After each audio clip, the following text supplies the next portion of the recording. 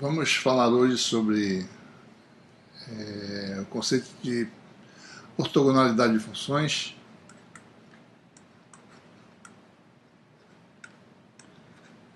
e aplicações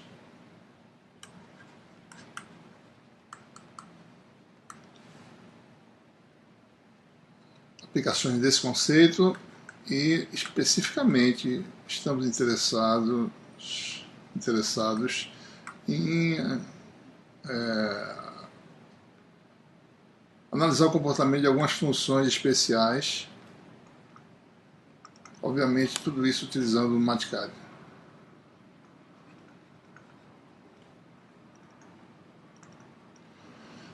A aplicação mais importante é que funções ortogonais, um conceito que é conhecido, a gente vai só revisar, permitem a síntese e decomposição de funções. É possível você expandir uma função em termos de funções ortogonais, e a gente vai ver como isso é feito. Como essas funções surgem, né? Esse é objeto da análise de equações diferenciais, que é algo que a gente vai dar uma revisada. Então, para isso, vamos só revisar algumas propriedades básicas das equações diferenciais que geram funções que têm essas propriedades de ortogonalidade.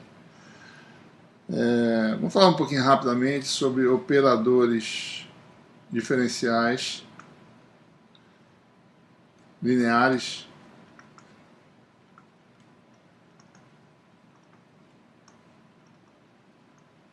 Estes podem ser escritos,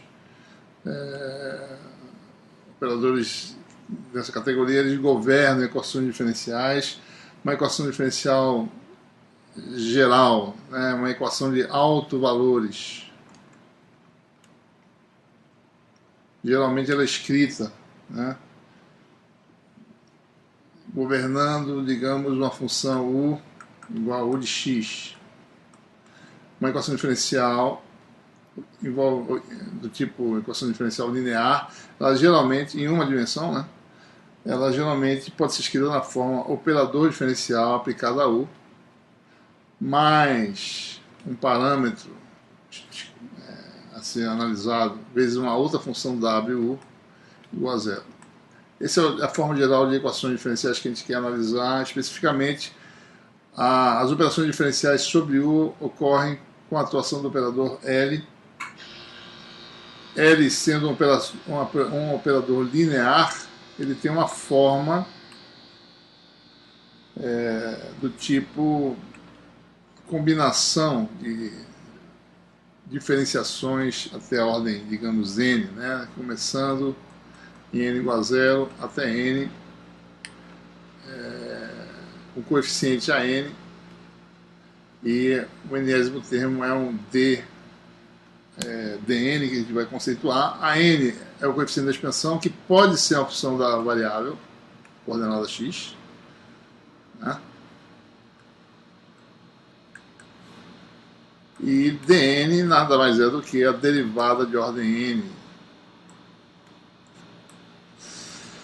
São as equações diferenciais que encontramos na engenharia, na física, nas ciências exatas. Geralmente são equações desse tipo, existem, obviamente, equações não lineares, que também são importantes, mas equações diferenciais sempre geram esse tipo de equação diferencial. Equações diferenciais parciais, quando separáveis, geram essas equações. Nessa equação aqui, o alfa é chamado de o alto valor da equação diferencial.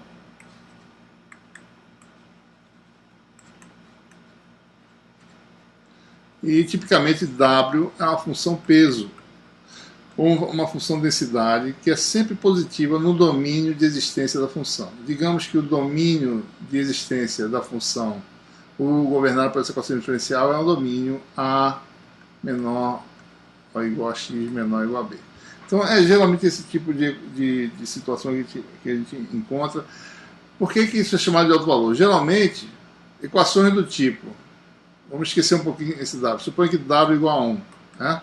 Supõe ali que alfa igual a menos lambda.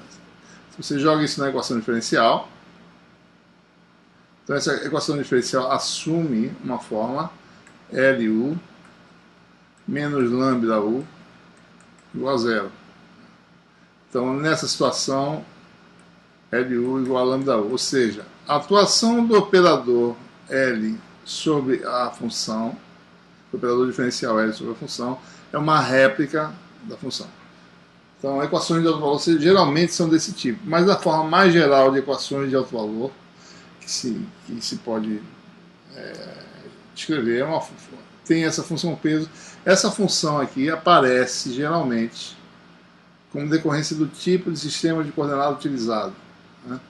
Por exemplo, só para dar uma ideia, em coordenadas cilíndricas, o elemento de área no plano é R, dr e dφ. Então, integrações envolvendo no plano em coordenadas cilíndricas envolvem diferencial em φ, diferencial R e uma função peso R. Então, é dessas situações que aparece. Geralmente, quando você tem um tipo de problema físico, ele vai ser governado pela equação diferencial e esse tipo de função peso aparece na nossa equação diferencial no parâmetro W. Né? Que situações podemos nos deparar que serão governadas por essas equações? Por exemplo, uma situação típica na teoria eletromagnética é a equação do Laplace da função potencial. A equação do Laplace envolve algo do tipo laplaciano de uma função igual a zero. Laplaciano em cartesianas é uma soma de derivadas segundas. A gente vai explorar isso aqui numa próxima atividade, mas só para adiantar.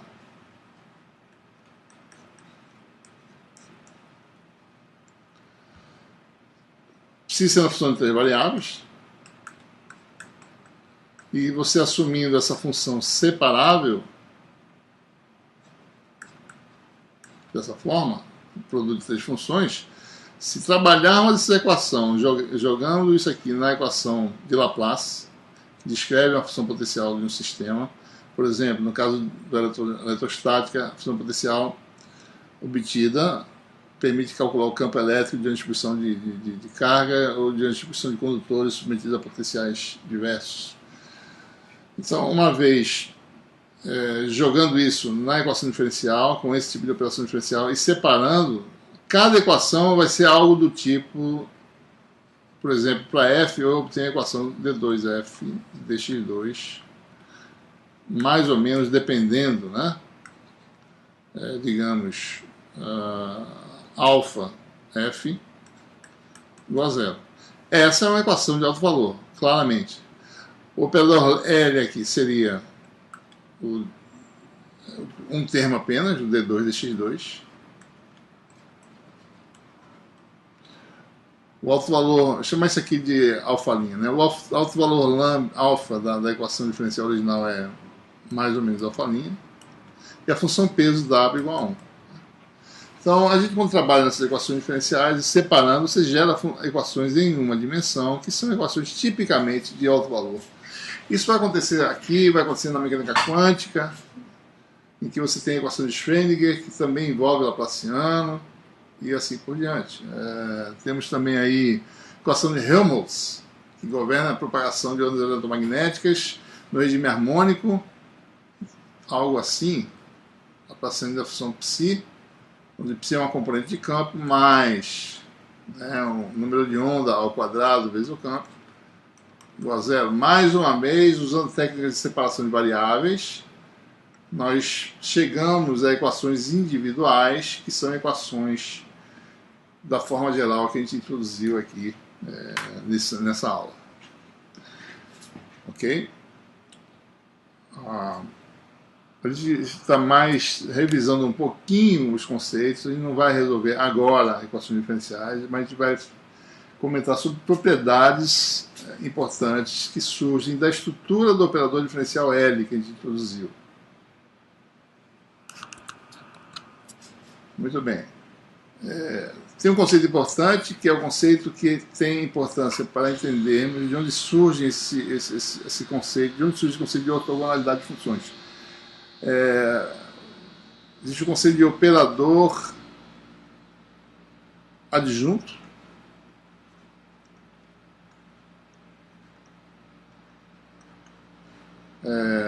e também com isso uma subclasse desses operadores que são os operadores auto ou operador auto-adjunto.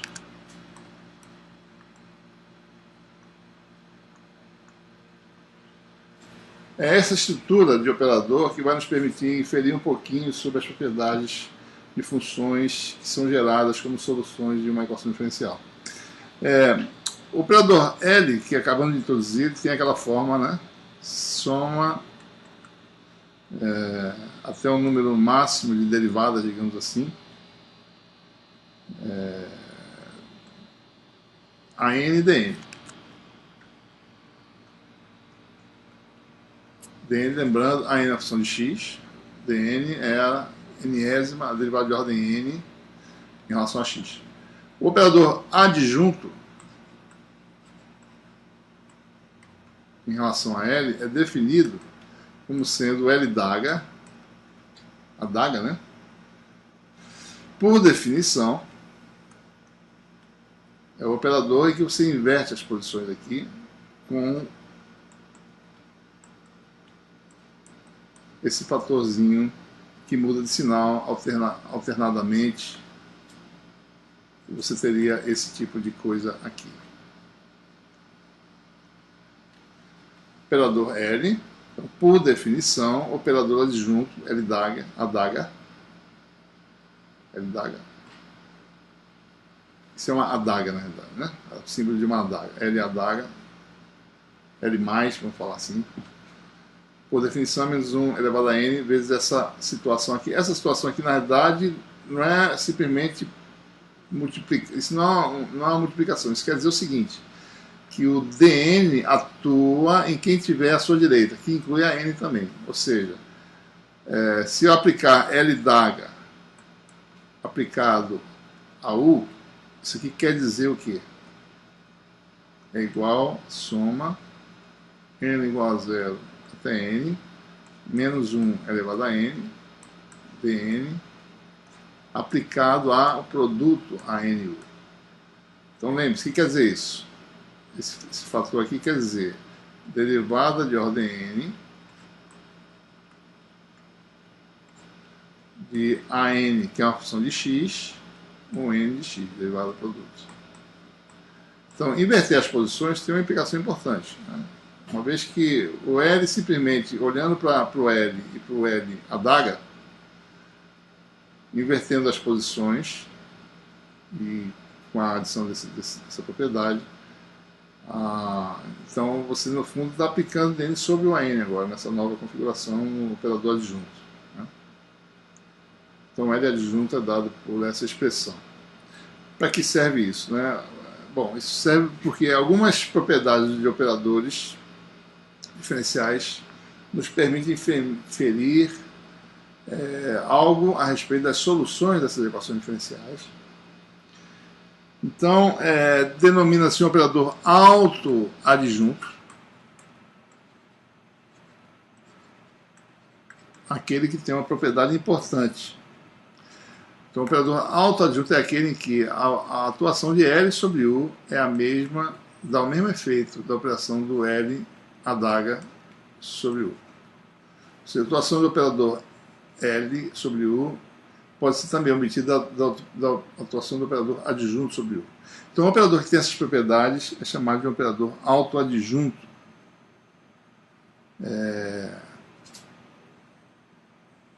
Operadores que têm essas propriedades têm uma estrutura importante. Ou seja, há uma relação, né? Operadores que têm essa propriedade têm de ter uma relação entre os coeficientes a n que permita eu inverter as posições e obter o mesmo resultado quando atuar sobre uma função U. Ok? Por exemplo, como em geral, no máximo, Operadores diferenciais que governam problemas físicos são no máximo de segunda ordem. Então nós teríamos aí a operação de um operador segunda ordem sobre a função 1 seria algo do tipo A0 de x, derivada segunda, d2u dx2, mais A1 de x du dx, mais A2 de x vezes u.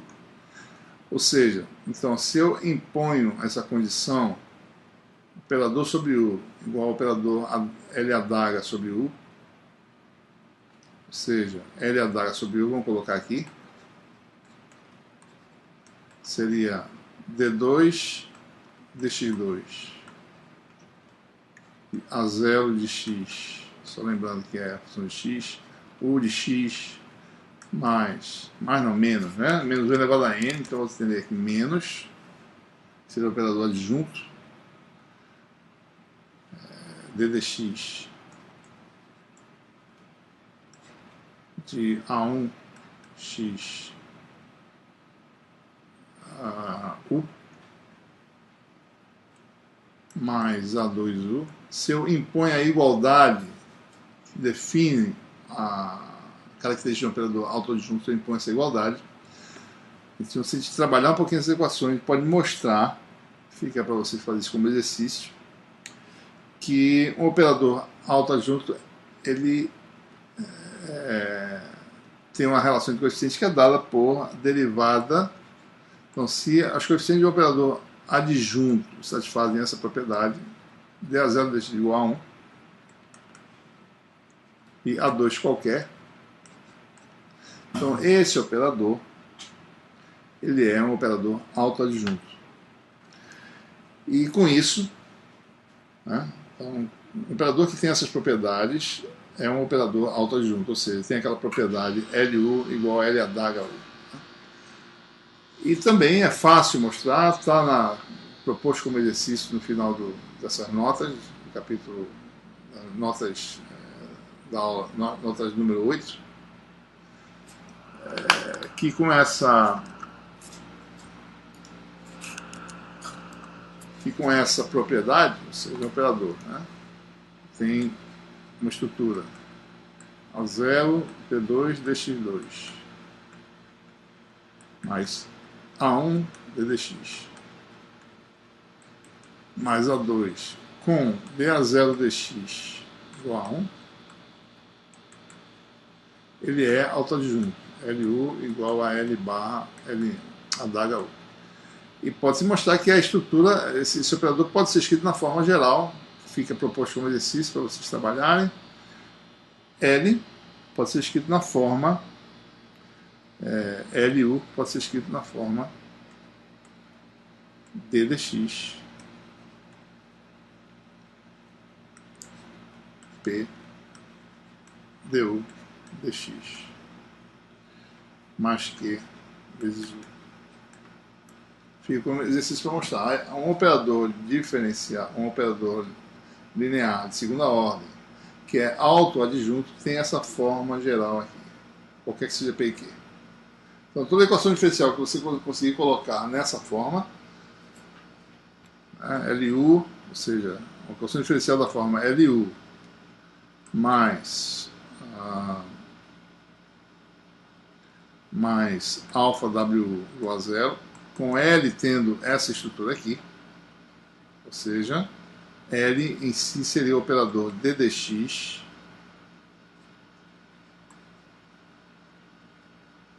de P d dx mais Q. É um operador autoadjunto. Ok? Se a gente volta ao operador autoadjunto, primeiro vamos conceituar agora uma questão importante que diz respeito ao espaço de funções, chamado espaço de Hilbert, que permite definir vetores, né? E esse conceito de vetores pode ser estendido para funções.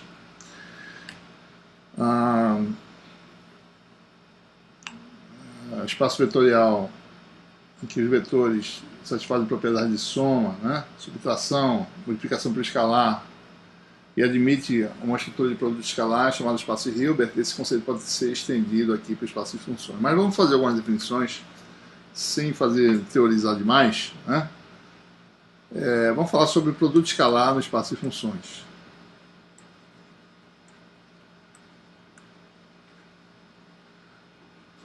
Note-se que a gente está sempre falando, a gente quer falar das funções especiais que são geradas por equações diferenciais que governam problemas físicos.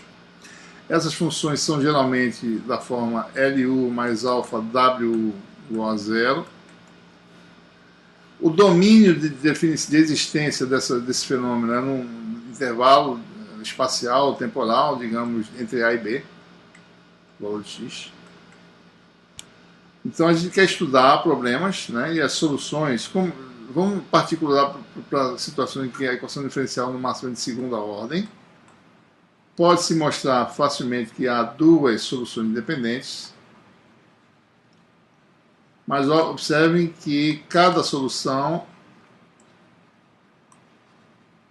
para um dado alfa, né? Se esse alfa mudar, as soluções mudam. Então, fixado alfa, existem duas soluções independentes para cada equação diferencial, né?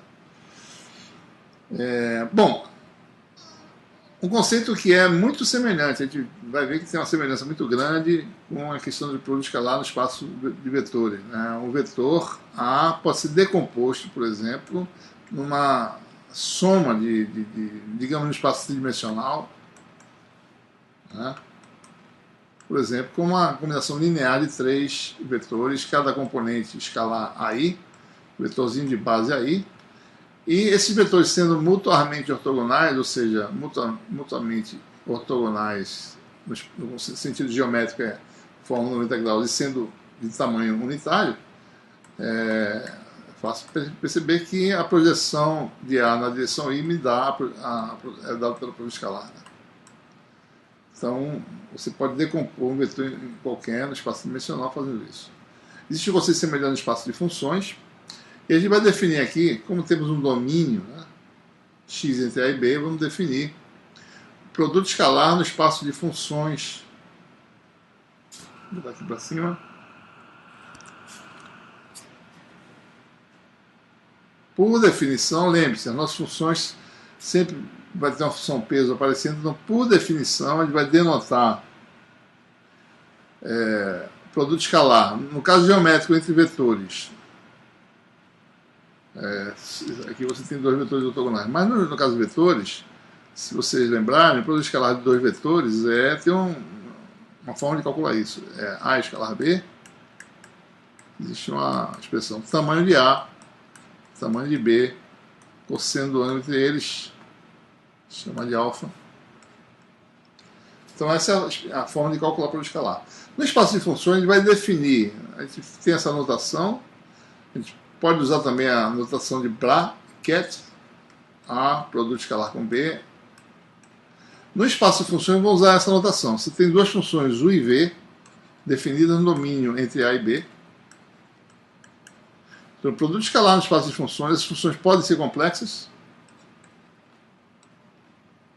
Por definição, isso é a integral de A até B de U conjugado. Vou omitir a dependência x, né? Está implícito, V, W, dx. Lembre-se que esse W pode aparecer ocasionalmente num dado sistema de coordenadas, e isso vai refletir na equação diferencial, vai aparecer lá na equação diferencial esse parâmetro W. Né? Então essa é a definição de produto escalar. E o conceito de ortogonalidade é inspirado no espaço geométrico. Duas funções são ortogonais, né, se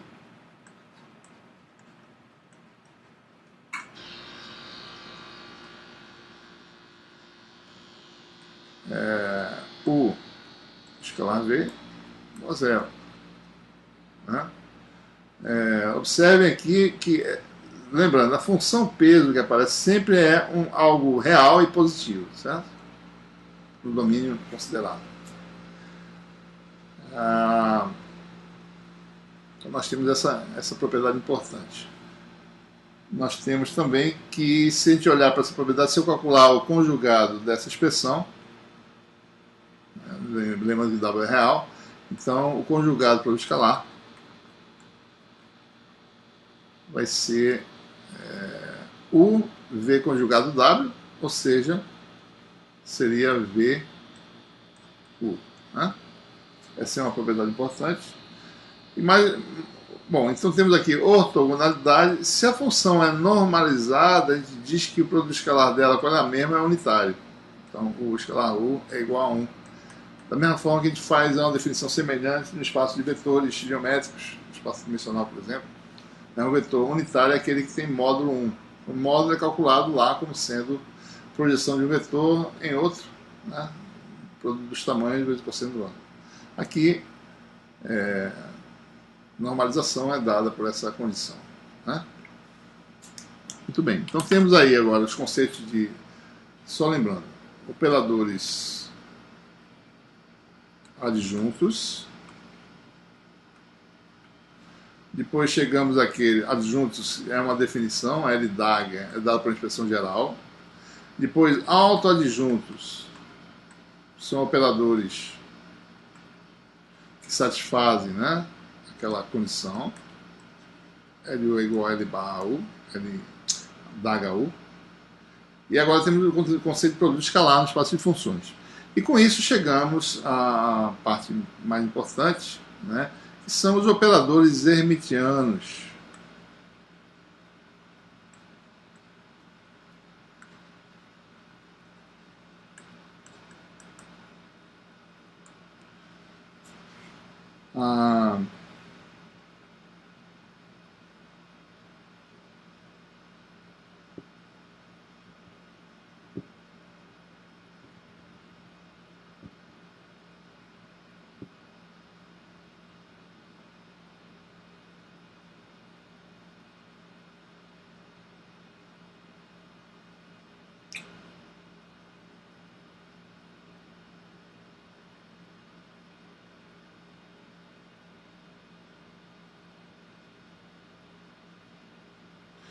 Muito bem.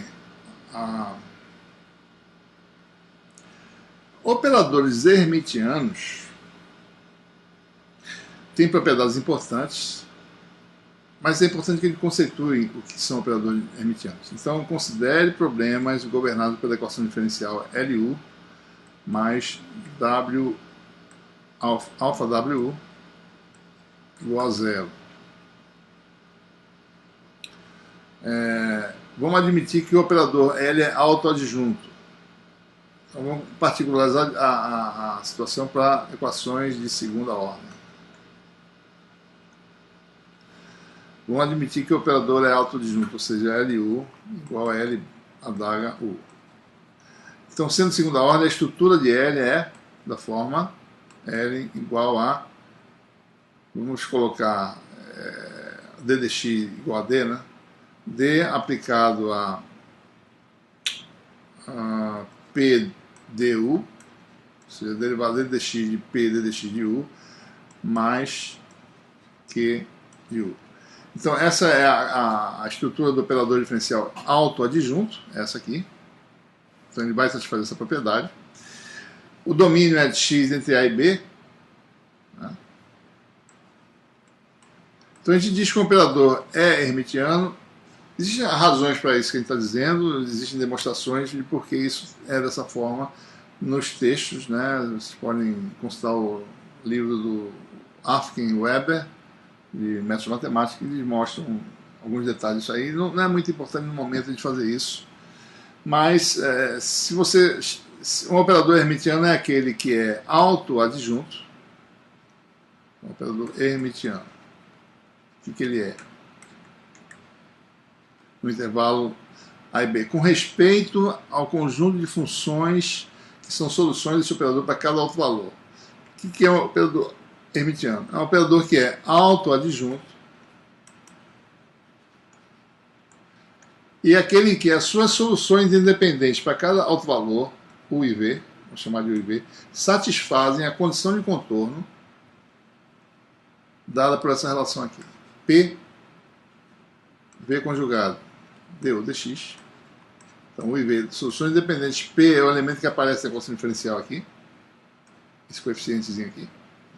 Então, isso aqui calculado numa extremidade do domínio, x igual a A, é igual a isso calculado na outra extremidade do domínio.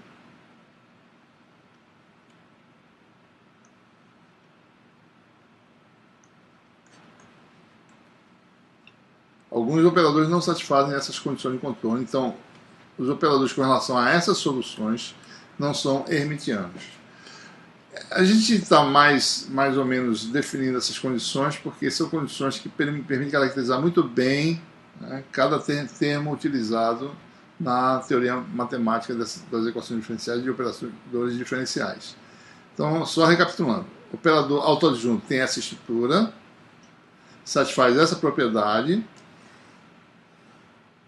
com essa estrutura, e hermitiano é aquele que num domínio de soluções x entre A e B, ou de x e V de x, para um dado alto valor, né, são também autoadjuntos, e para um par de soluções independentes para um dado alto valor, satisfazem essas duas condições de contorno. Aqui. Certo? Então, qual a importância de operadores hermitianos? A importância são as que a gente vai delinear aqui agora. Vou deixar um espaço aqui no quadro. Então, operadores hermitianos são os que têm importância, são, por exemplo, operadores que governam a equação de Schrödinger, né, no regime permanente, são os operadores que governam a equação da onda, e assim por diante, equação do oscilador harmônico. Então, operadores hermitianos, o que eles têm de importante? Eles têm de importância, primeiro, os autovalores são reais.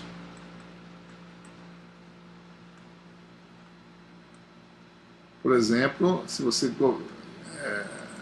descreve um sistema de partículas elementares interagentes usando a equação de Schrödinger da mecânica quântica, os autovalores vão ser as energias, os estados de energia do sistema. Então, isso garante que esses parâmetros são reais. As energias são reais, os autovalores são reais. As autofunções, que são as soluções para cada autovalor, se chama de autofunções,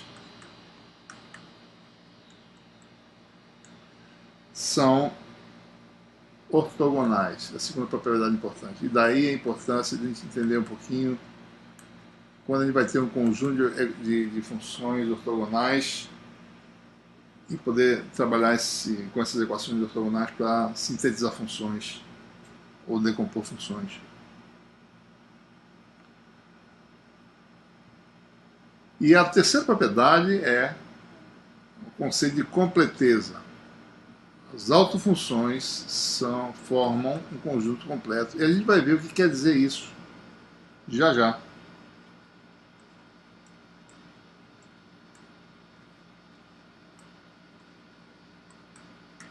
Ok?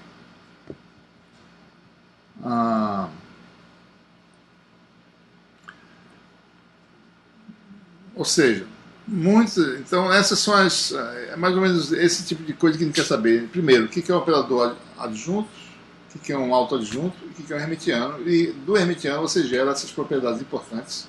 Autovalores são reais e, mais importante ainda, autofunções são ortogonais, formam um conjunto completo, e isso que vai permitir a gente fazer o que a gente quer fazer nas nossas atividades, que é poder, por exemplo, saber qual é a decomposição em série de Fourier de uma função. As funções, as autofunções são os harmônicos do sistema, né, são funções ortogonais e formam um conjunto completo. Temos aí nas notas, na tabela, mostrando, por exemplo, algumas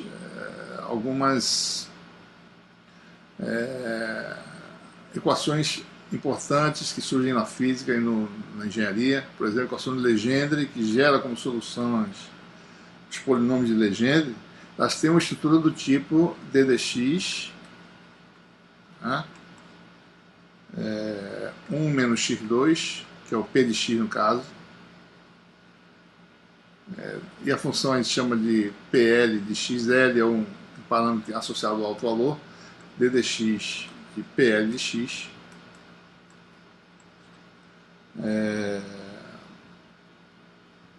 que seria mais L mais 1 PL de X igual a zero. Essa é uma equação que surge, por exemplo, né, do Laplaciano de uma função igual a zero, separando-se em esféricas. Quando se trabalha em coordenadas esféricas, se faz uma transformação de variável que x é o cosseno de θ, θ sendo um ângulo polar no sistema de coordenadas esféricas, né, a vetor-posição, θ é um ângulo polar. Então, separando-se a equação de Laplace, ou a equação da onda, ou outras equações, em que o potencial depende de θ e da distância R é a origem, a equação na variável angular, fazendo-se a mudança de variável, vai gerar essa equação diferencial. L é um número inteiro,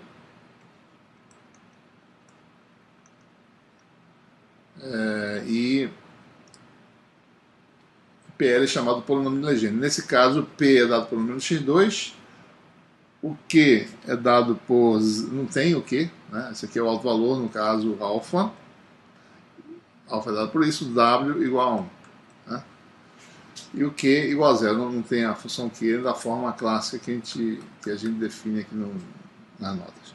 Bom, nessa tabela 1 que vocês vão ter na nota de aula, você tem outras funções que vocês podem analisar e reconstruir a partir da tabela quais são as equações diferenciais correspondentes. Né? Muito bem. Polinômio de Legendre vocês vão ter a oportunidade de estudar usando MATCAD e vendo suas propriedades, bem como outras funções especiais. Esse L também tem uma importância na mecânica quântica, que descreve um dos números quânticos, né, digamos, do estado de energia de um átomo, por exemplo, átomo de hidrogênio. O L, essa equação aparece quando para um tipo de estado em que a função de onda só depende da distância e do ângulo polar, esse L seria o valor inteiro, né, que seria o momento angular do sistema, assim, né? Seria um número que representa, que é uma medida do momento angular num determinado estado de energia do sistema. Então, observe que isso acontece em várias áreas, não só na engenharia, mas também em outras áreas como a física. Isso surge lá na equação de Schrödinger, que também aparece o Laplaciano, a estrutura do Laplaciano. Muito bem. Bom, e daí com isso a gente sabe que se tivermos equações diferenciais governadas por operadores hermitianos no domínio considerado, isso é um exemplo que vocês possam legenda, essas equações vão gerar funções ortogonais. A gente pode fazer então uma base, por exemplo, no espaço tridimensional eu tenho uma base de vetores ortonormais. São esses vetores? São vetores A1, A2 e A3 que satisfazem essa propriedade. Né? AI escalar AJ é a função delta de Kronecker, né? Ou seja, 1 se igual a J, 0 se I diferente de J. Nós também podemos fazer, observem que tudo como consequência dessas propriedades, né? As autofunções são ortogonais, formam um conjunto completo. Né? Nós também podemos formar, né? Suponha que você tenha um sistema, uma equação diferencial que gere autofunções, digamos, o m de x, m é um número inteiro, um conjunto discreto de autofunções. Um operador hermitiano gera como solução para cada valor do autovalor, né? Conjunto discreto de autofunções, é o caso típico que a gente vai encontrar, os problemas, digamos m igual a 1, 2, 3, etc. M pode começar em zero também, não tem muita importância. O domínio é x entre A e B.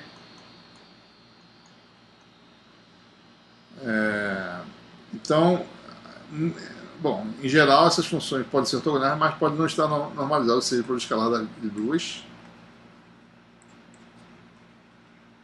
Ele vai ser algo do tipo uma constante k qualquer, que é um valor da integral, né? Delta de mn, delta de Kronecker. E a gente pode então definir funções normalizadas simplesmente dividindo por esse parâmetro. Eu posso definir um conjunto de funções, o m, desculpa, como sendo simplesmente a função o m não normalizada dividido pela raiz de k. E aí eu tenho um conjunto agora de funções normalizadas e mutuamente ortogonais, né? Com isso, se eu fizer isso, né, se eu calcular o produto escalar de m com o n, eu vou ter aqui o que, né? O m com o n vai ser 1 sobre km, o m com o n,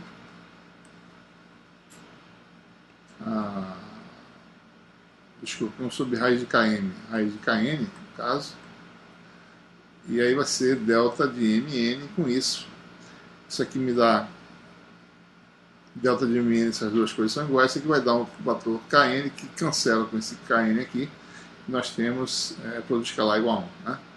Então, nós teremos então, para esse conjunto de funções, o m, essa propriedade seria satisfeita. O m muito parecida com a base de vetores unitários, vetores ortonormais. Então, nós temos a base de funções ortonormais. Ok?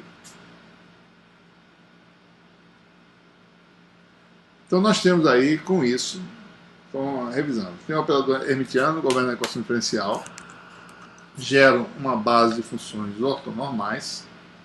Então, no intervalo a menor ou igual a x, menor ou igual a b, suponha que eu tenha obtido esse conjunto de funções, com n, x, e, da mesma forma, inspirado no conceito de decomposição de vetores em vetores, numa base de vetores, a gente também pode decompor uma função como uma combinação linear de funções ortogonais. Especificamente, é bom utilizar funções normalizadas pela mesma razão que é bom utilizar vetores normalizados, né? Um fator de escala não vai aparecer quando a gente fizer a decomposição. Então, se você tem uma função e você quer, em princípio, ver, suponha que você tem um número... geralmente, você tem um número infinito de valores desse parâmetro aqui, mas suponha que você queira decompor essa função como sendo uma combinação linear até um valor máximo m, né? De AM ou M. Esse AM não tem nada a ver com a equação diferencial que a gente começou na aula de hoje, não é o coeficiente da equação diferencial, é um parâmetro agora que não depende de x, aqui é independente de x. Isso aqui é simplesmente uma combinação linear de funções ortonormais, né? Lembre-se que nosso espaço, né, produto escalar, por definição, é integral no domínio de o m conjugado o n e a função peso. Então, a gente pode minimizar a função erro, que nesse caso, w em geral é 1. Em alguns casos, w não é 1, mas em geral w é 1. Então, a gente pode definir a função erro, que depende do número máximo de termos que você usa, como sendo um valor médio, né? Um erro médio quadrático, aí, digamos. Eu vou escrever aqui, vou explicar mais ou menos por que é essa expressão. Então, suponha que isso aqui é aproximadamente igual a isso, né? Então, a diferença desses dois dá uma função erro. Eu tiro aí uma média desse erro, ou seja, eu subtraio essas duas quantidades.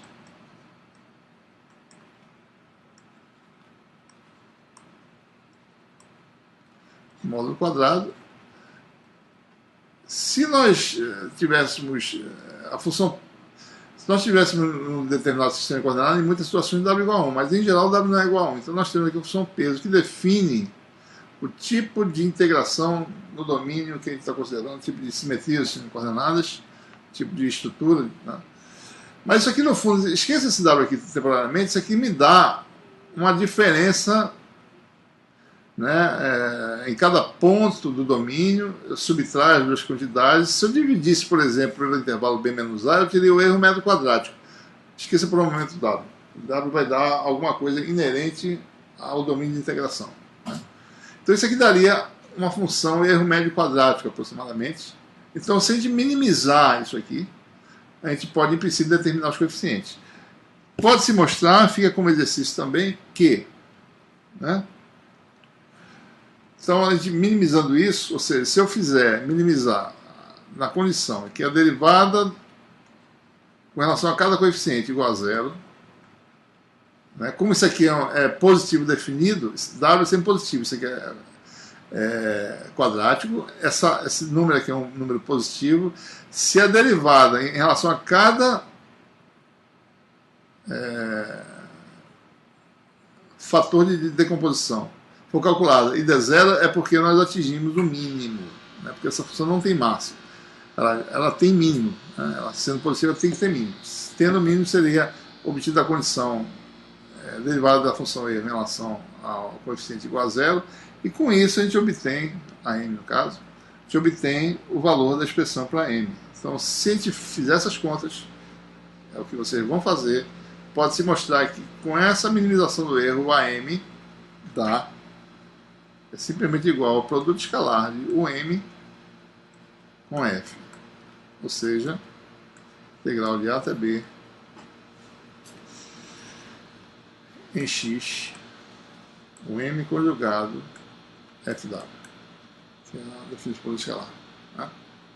Então, usando esse conceito de minimização de erro, a gente tem que cada componente, a projeção, a amplitude, conteúdo de cada funçãozinha dessa, a m, é dada para essa expressão, que nada mais é que o produto escalar de f com o m. Tá? Ora, obviamente a gente está usando essa metodologia para mostrar que a gente obtém esse resultado. Essa quer dizer o seguinte, né? É de se esperar que quanto maior o número de termos que eu escolher, mais exato vai ser essa aproximação. A gente diz que f converge para m tendendo ao infinito, usando todas as possibilidades, para a soma na média. A gente vai ver que vai ter lugares em que é difícil ocorrer essa convergência. Por exemplo, quando se faz série de Fourier de funções, existe o que a gente chama de fenômeno de Gibbs, que são aqueles overshoots que ocorrem. Né? Você dispõe de uma função que tem a súbita variação, né? Você vai ter esse tipo de situação aqui, né? Esse overshoot que acontece nesses pontos de alta variação da função, ou de descontinuidade da função. Então, funções que têm descontinuidade desse tipo vão gerar esse tipo de problema. Então, existe uma convergência da aproximação, que é a soma em relação à função, mas é uma convergência na média. Né? Na média, você tem essa descrição. É de se esperar que esses ripples, essas ondulações, tendam a ser cada vez menores à medida que você coloca mais termos.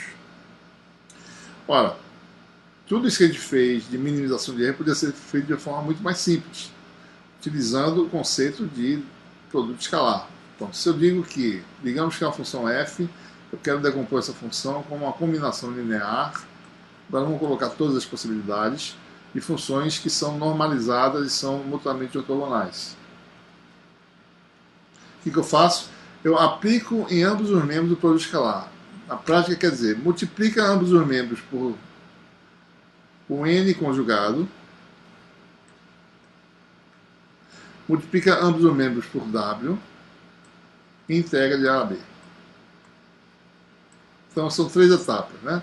Primeiro multiplica ambos os membros por um n que é um desses valores aqui. A gente tem m valendo de 1 infinito, a gente pega um específico, que é o nésimo. Multiplica por w, daí integra no intervalo de A até B. Então o que nós temos aí? No fundo, o que eu fiz aqui, ao invés de fazer isso, quer dizer que eu fiz formalmente o produto escalar do nésimo, né, em ambos os membros, aplico o produto escalar de um n com f, Isso aqui vai dar o quê? Produto escalar de um n com a soma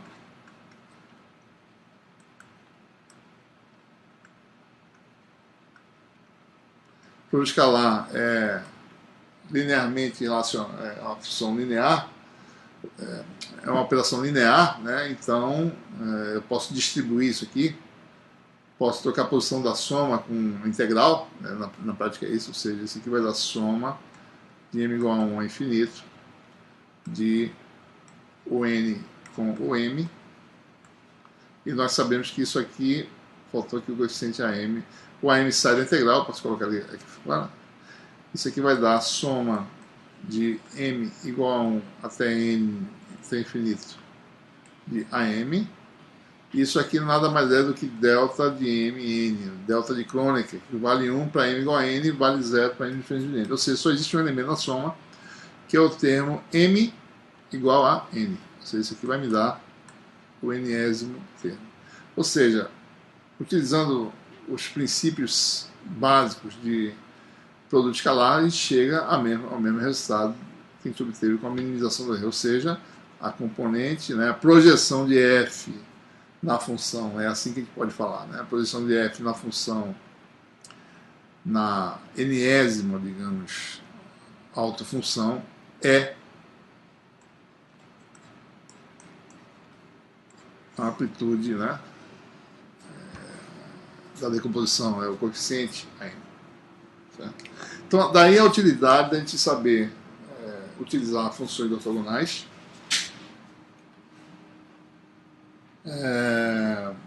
Porque, para que elas servem? Exatamente para isso. A gente pode decompor uma função mais complicada em funções que têm propriedades simples.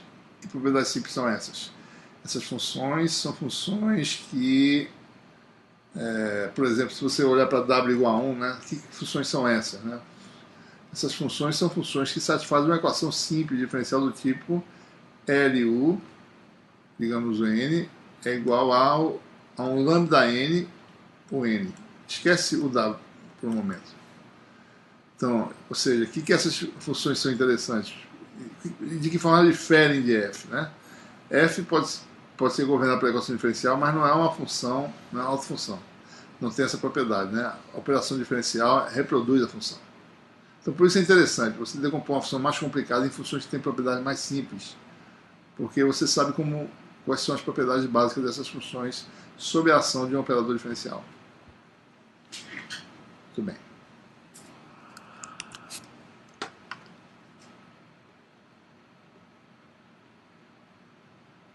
Então, nós temos aí agora o conceito de nós temos um conjunto completo, ou seja, conceito de completeza. Esse é um conceito extremamente importante e a gente vai mostrar que isso existe de verdade com simulações de Mathcad. Você vai fazer. Ora, se nós acabamos de mostrar, uma função pode ser decomposta, uma vez determinadas num domínio qualquer, funções, autofunções, né? Ou seja, funções ortogonais normalizadas, ou seja, funções ortonormais. Se eu decomponho isso em termos dessas funções, nós acabamos de mostrar que o AM é produto escalar de UM com F. Então isso aqui pode ser escrito assim, né? F igual a soma de M igual a 1 a infinito de UM F UM. Vamos colocar aqui agora os parâmetros. Né? F é uma função de x. E essa operação que aqui aparece é a operação de integração. Então aqui integral de A até B. Para não confundir com o x que está aqui do lado de fora com o x que vai aparecer aqui dentro, que é o x de integração, a variável de integração, que ela vai sair uma vez que você calcula a integral. Então aqui você vai ter dx' para diferenciar do x, o m conjugado de x', f de x', w de x'. Então é isso que nós temos, vezes w de x. Observe que w de x pode até entrar na integral, que não vai ter nenhum problema. Né? E aqui eu vou trocar a posição da integral com a soma e tirar da integral quem não fizer parte. Então, por exemplo, isso aqui vai dar soma de... Na verdade, esse w de x pode sair até da soma, né? Então, vamos colocar ele fora. Aqui vai dar w de x. Troca a posição da integral com a soma. Isso aqui vai dar integral de a até b. É que você vai ter o quê, né? Quem não pode sair da soma, f pode sair da soma, né? Mas o m, tá faltando aqui alguma coisa, não, isso aqui tá errado, o m conjugado, esse aqui você teria w, faltou, esse aqui não é w não, esse aqui seria, no caso, que seria o m de x, que está fora da integral, né? Que é essa função que estava aqui, certo? Então, w saiu, então ficou soma de m igual a 1 infinito, ou em todo m que existir, sempre pode ser às vezes negativo também, no caso de exponenciais complexos, por exemplo. Então você vai ter o que aqui? Aqui vai ter um dx' fora, você vai ter aqui um m conjugado de x',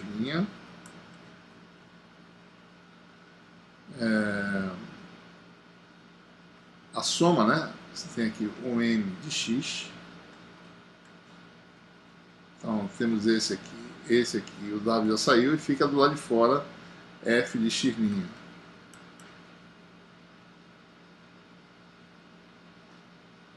Na realidade, esse w eu gostaria de colocar aqui dentro também, certo? Vamos colocar ele lá dentro de novo, para ficar mais fácil de perceber o que vai dar. AB dx', aqui tem um colchete, fica w de x aqui dentro. Aqui fica isso.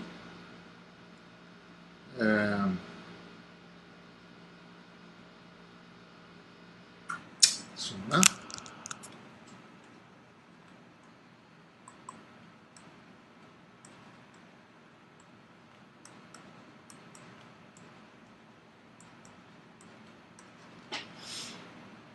E você tem aqui fora f de x'. Então, deixa eu apagar aqui.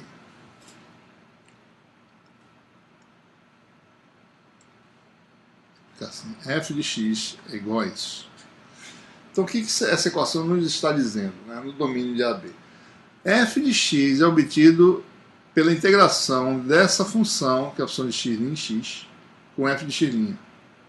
Ora, só tem uma função que tem essa propriedade de a integração do produto dessa função com a função f me fornecer f de volta.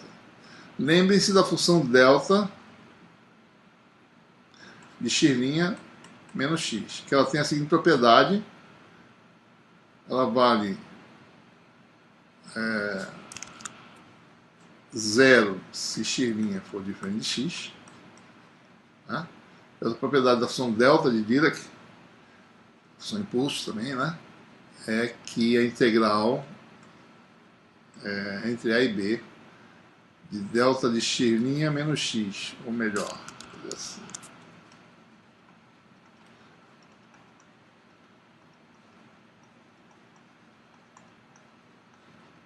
me dá f de x. Essa é a propriedade da função delta. Ou seja, isso quer dizer o seguinte, que essa combinação de funções me dá a função delta. Então, essa define a relação de completeza para um conjunto de funções ortonormais. Se eu quero que esse conjunto seja completo, ele tem que satisfazer essa propriedade básica. Isso aqui vai dar a função w, que geralmente é 1, em uma ou outra situação, isso na verdade, soma em todas as possibilidades de o que foi que a gente teve aqui. O m conjugado de x', o m de x.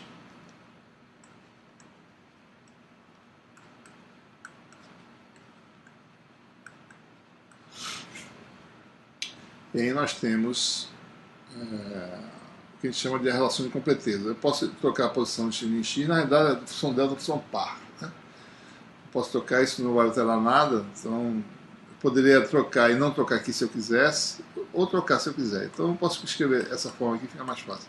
X primeiro, x depois, Isso aqui, na verdade, isso aqui está errado. Isso aqui é xirminha, né? Está errado desde algum tempo já. Ela estava dentro da integral, essa W xirminha saiu aqui, mas não saiu da soma. Isso aqui que está errado, né? Isso aqui está errado. Não podia ter saído aqui. Isso aqui estava aqui dentro. W xirminha. Então, isso aqui está certo, só que aqui é xirminha, certo? Então,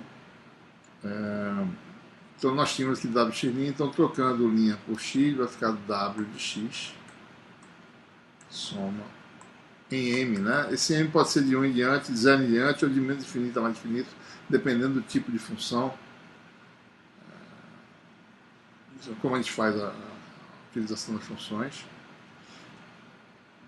Então você tem essa relação que define a relação de completeza. Todo conjunto completo de autofunções ortonormais satisfaz uma propriedade desse tipo. E é uma propriedade que permite definir, na realidade, a função delta de Dirac em qualquer domínio. Né? Posso definir, ou seja, se eu tenho o mesmo domínio e 3 equações diferenciais distintas que geram 3 conjuntos de autofunções distintas, eu posso usar essas autofunções para definir uma função delta. Tá? Bom, e com isso a gente termina aí, eu creio, a teoria mais ou menos necessária para a gente estudar o que a gente quer. Na verdade, a gente está interessado em funções especiais que têm as propriedades de serem autofunções de operadores lermitianos e, como tal, formarem base de funções ortonormais. O que nós temos aí? Quem é que aparece geralmente aí? Equação de Legendre, equação de Bessel, funções de Bessel do primeiro tipo, funções de Legendre, harmônicos esféricos, oscilador harmônico, que é uma equação que gera funções seno e cosseno, entre outras. E essas funções geralmente são funções que governam problemas conhecidos da engenharia e da física. São equações de segunda ordem, né? E as funções são funções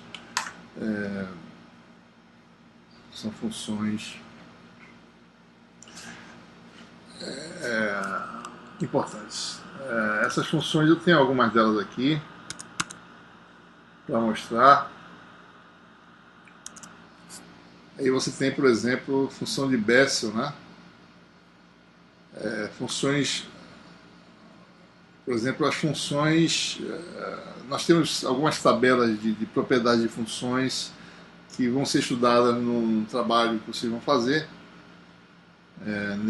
nessa atividade 9. Mas essa aqui, por exemplo, é a função de Bessel de ordem 0. Deixa eu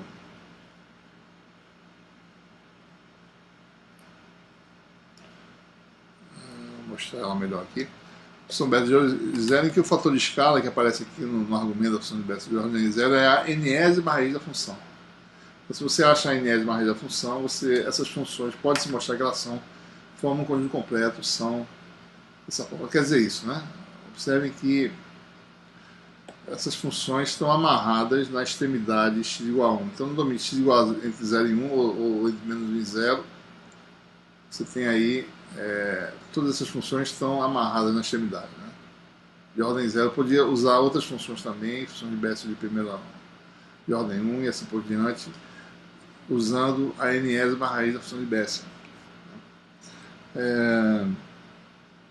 Temos outras funções, por exemplo, função de Bessel de primeira espécie. Essas não são funções que são normalizadas no intervalo zero, porque elas não estão amarradas aqui na extremidade. Né? Mas são funções para mostrar as diferentes funções de Bessel de primeira espécie à medida que eu aumento a ordem. Função de Bessel de ordem 0, de ordem 1, de ordem 2, são funções também que surgem como uma solução da equação diferencial de um operador autoadjunto e que as funções escolhidas de forma conveniente, como eu acabei de mostrar, vão gerar funções ortogonais. Né? Então, são oscilatórias. Então, em geral, são oscilatórias essas funções.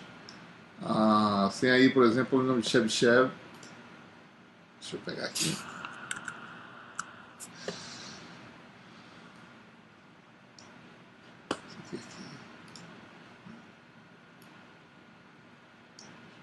Chebyshev está aqui.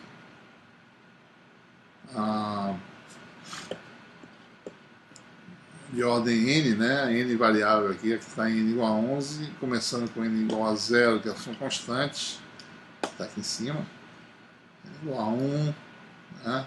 Por aí vai. Esses polinômios têm essa característica de ter igual amplitude, né? Observe, né? No que eu aumento a ordem do polinômio, que são, você vai gerar funções ortogonais. Cada vez que eu aumento, quanto mais eu aumentar a ordem, você tem a característica comum a todas as funções que são ortogonais, são funções oscilatórias, né? Com a função sino e cosseno. Só que observe que essa função não é uniformemente oscilatória, né? As raízes não estão igualmente espaçadas. Os polinomios Chebyshev são utilizados aí para síntese de filtros, né? Engenharia, daí sua importância. Aí você tem polinômio de Legendre, observem, à medida que eu aumento a ordem, n igual a 0, n igual a 2, n igual a 3, o número de lobos tem a ver com a ordem de polinômio. E nós vamos utilizar isso na outra próxima atividade, na descrição de problemas em engenharia, solução de problemas de engenharia. Parte das funções descrita pelos polinômios de Legendre, por exemplo. Você tem aí essas funções, né? Ok? Vocês vão ter a oportunidade de estudar isso aí com mais detalhe. As tabelas das notas de aula dão informações sobre essas funções e vocês vão nas listas, na lista, né, na atividade 9, estudar isso usando o Mathcad. Então o objetivo é esse, adquirir familiaridade com essas funções especiais que têm essa propriedade de ortonormalidade e poder decompor funções nessas funções de base, certo? Muito bem. Uma questão importante, o que se mostra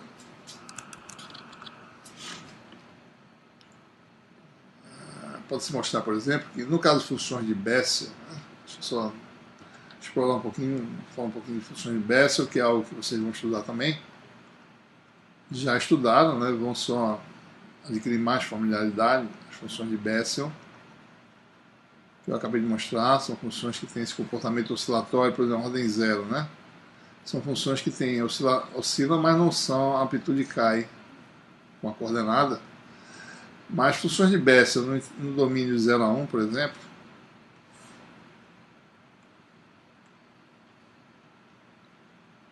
por exemplo, a ordem 0, certo?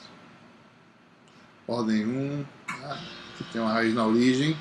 Ordem 2, tirando a J0, que não tem raiz na origem, mas todas as outras, J1 e assim por diante, tem raiz na origem. Vamos abrir aqui, vamos olhar ela novamente. Deixa eu achar aqui. Funções de Bessel. Vamos olhar nas propriedades da função de Bessel, vamos analisar um pouco mais. A gente está olhando no domínio de menos 1 a 1, mas em geral o domínio é positivo. A função peso é a função x, na verdade. Então a função de Bessel de ordem 0 não tem raiz na origem, mas se você vai para a ordem 1, né, você tem uma raiz na origem, ordem 2 e assim por diante. A gente está com o domínio estendido aqui, não dá para ver o domínio de 0 a 1. Mas o fato é o seguinte, que se você construir o conjunto de funções de Bessel, chamado de Jn, com um argumento, né, no domínio 0 menor ou igual a x menor ou igual a 1, desculpe, deixa eu fazer aqui direito, Jm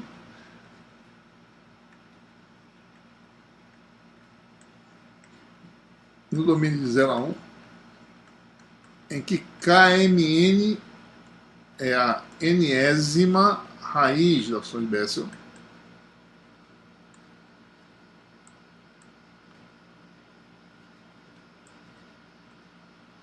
ou seja, em x igual a 0 você tem Jm de 0, em x igual a 1 você tem Jm de Kmn. Então, se Kmn for raiz, então quer dizer que Jm de Kmn igual a 0. pode-se mostrar que essas funções formam um conjunto completo no intervalo entre 0 e 1. Ou seja, o que quer dizer isso? Eu posso... Quer dizer que a integral, no caso, se vocês olharem, a função peso que da equação diferencial que governa a função de Bessa é a função x. Então, elas vão ter propriedade do tipo integral de 0 a 1, né? Jm de x, são funções reais, então Jn de x, x dx, que é a produto escalar das funções, vai ser 0 se m diferente de n, e vai ter um valor lá que é uma constante de normalização, aquele Kn, né? Km no caso, para m igual a n. O valor Km que vocês vão ter nas tabelas das notas, né? Esse valor. Então elas têm essa, desculpe, não é de x, né? Seria Jm de K. Vou fazer direitinho aqui, porque deu, esse aqui não está muito certo. Deixa eu organizar isso aqui.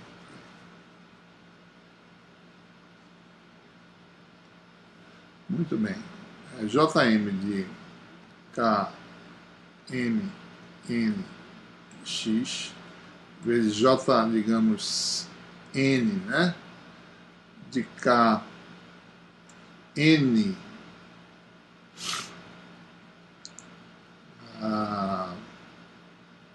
desculpe, Jm, né? De K ml, não tem espaço, deixa eu fazer aqui embaixo, integral 0 a 1 e Jm, a função de Bessa de ordem m, K m n x, vezes a função de Bessa de mesma ordem de Km, outro índice que é L de x, vezes a função de peso x, W dx, isso aqui vai dar 0 se m se n diferente de L, vai dar um Kn se n igual a L. Observe que a relação de ortogonalidade envolve a função de Bessa de mesma ordem, com ordens diferentes ou iguais da raiz, né? Nésima raiz e Lésima raiz. Então essas funções são ortogonais e podem ser normalizadas, dividindo pelo fator de escala, e você consegue então, né, decompor uma função com uma combinação linear de funções de Bessa. Mas o problema para você gerar o conjunto de funções ortogonais é determinar as raízes da função de Bessa de ordem n. Então, tem proposto nessa atividade 9, um dos exercícios é você gerar essas funções. Ou seja, por exemplo, eu posso gerar funções ortogonais J0, né, de K0 n x. Então, eu posso decompor uma função no intervalo 0 a 1 com combinação linear de funções desse tipo. Eu posso querer decompor em termos de J1, por exemplo. J1 de K1 n x. Então, meu problema de descobrir essas funções é um problema complicado. Eu preciso saber quem são as raízes da função de Bessa. Essas raízes são tabeladas, né? Mas a gente precisa fazer isso no nosso programa, no nosso código maticário. Então, eu sugiro aí, nas notas de aula, nas atividades, que vocês façam um código, entre os outros vários programas que vocês vão fazer, para determinar as raízes da função de Bessa de ordem n e usar isso no seu programa. Então observe o seguinte, só comentando aqui rapidamente, como é que se acha várias raízes de uma função utilizando o maticário. Então uma das coisas que vai ser necessário vai ser isso aí. Então suponha que você quer achar as raízes da função Jm, né? Você achar a raiz porque é um fator de escala que eu preciso jogar dentro do argumento da função. Então suponha que tem uma função Jm de x.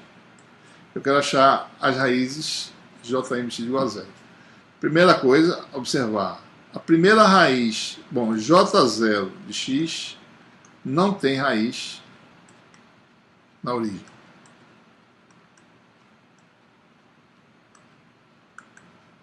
Ok? E todas as outras, Jm de x, tem raiz. Todas elas têm. O Jm, isso aqui é plural, tem raiz na origem.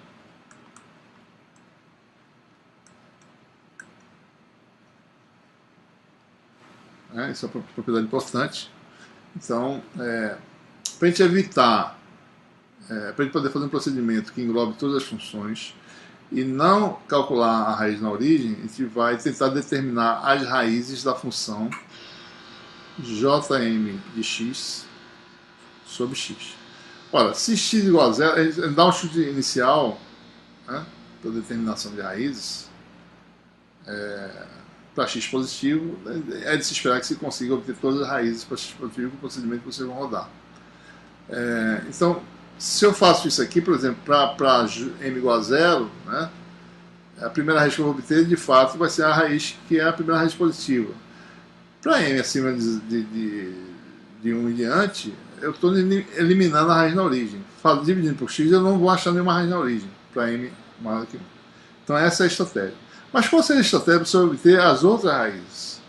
Então suponha que você tenha a função root maticad, que vai ser usada por vocês.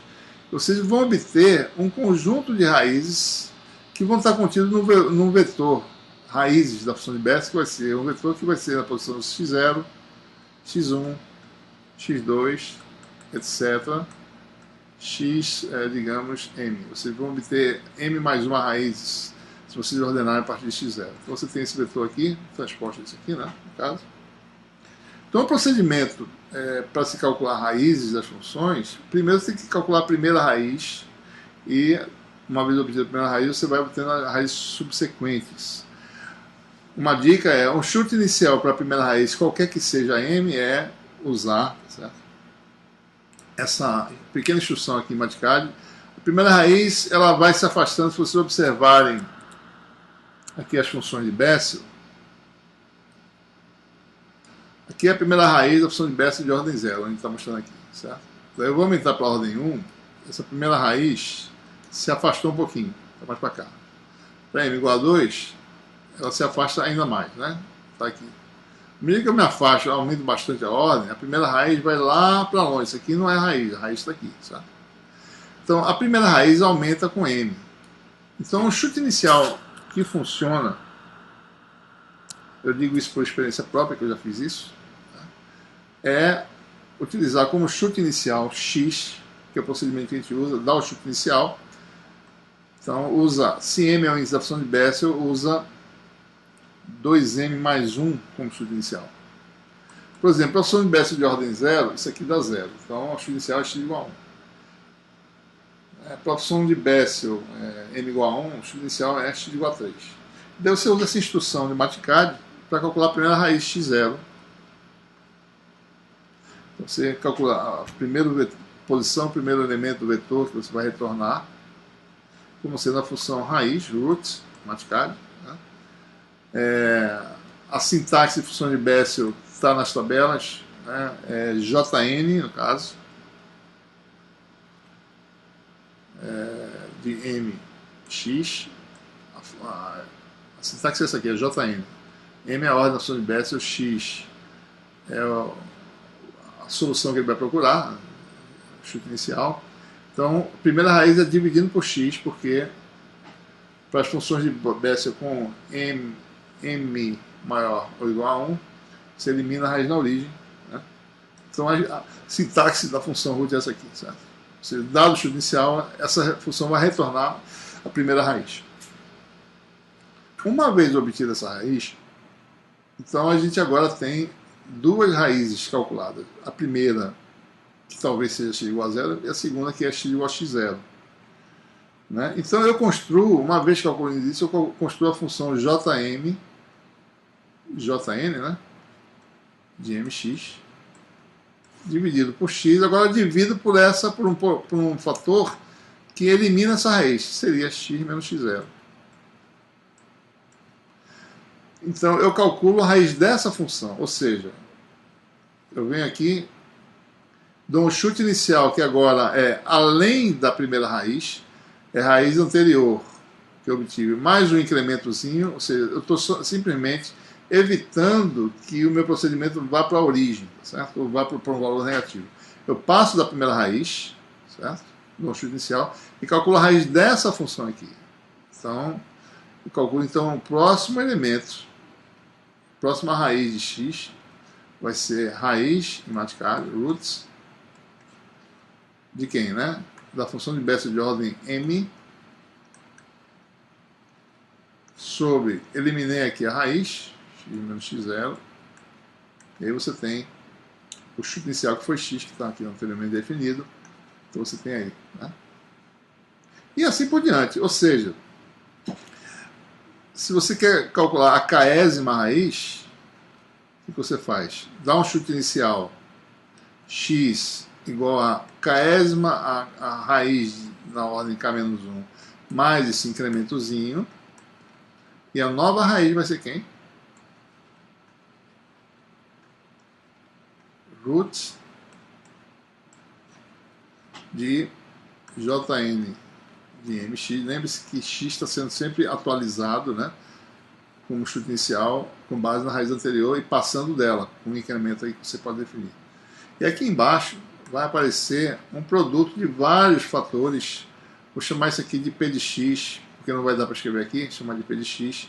Esse P de x teria uma forma que seria produtório de i igual a 1 até a raiz anterior, que é até k, na realidade i igual a 0, acho, né? Bom, aí vocês fazem até k-1 de x menos xi. Certo? Então você tem x menos x0. Aqui vai ter um x, né, que eu não posso esquecer do x. Continua o x aí embaixo. Né? Aqui você vai ter... Ou seja, com isso eu tenho... Todas as raízes anteriores foram eliminadas da minha função. Só estou calculando a nova raiz. E com isso eu evito problemas, né, do procedimento voltar para a raiz anterior. Eu simplesmente tiro a raiz da minha função e a nova raiz permanece no mesmo lugar, onde isso aqui for 0. Então, com isso aqui eu tenho um polinômio que tem todas as k-1 a raiz mais 1, mais k raízes anteriores. Né? Essa aqui é a késima mais uma raiz, né? Porque isso aqui é a posição xk, como a gente está numerando de 0 em diante, então xk de 0 a k tem k mais 1 elementos. Então, com isso você retorna, você pode fazer um procedimento que vai permitir você calcular, nesse problema especificamente, as raízes da função de Bessel e daí gerar sua função, seu conjunto de funções ortogonais, né? Ou seja, as funções que tem essa estrutura aqui, né? Função de Bessel, Km, n, x, onde m é a ordem da função de Bessel, n é a ordem da raiz, certo? Então tem problemas que vão exigir o conhecimento dessas funções ortogonais para se fazer decomposição de funções. Ok? Bom, então essa seria a nossa aula expositiva para explicar mais ou menos o que está por trás da teoria, digamos assim, né, de funções ortogonais, e para a gente ter um pouquinho mais de familiaridade com as funções especiais que são usadas na engenharia, que são originadas nas equações diferenciais.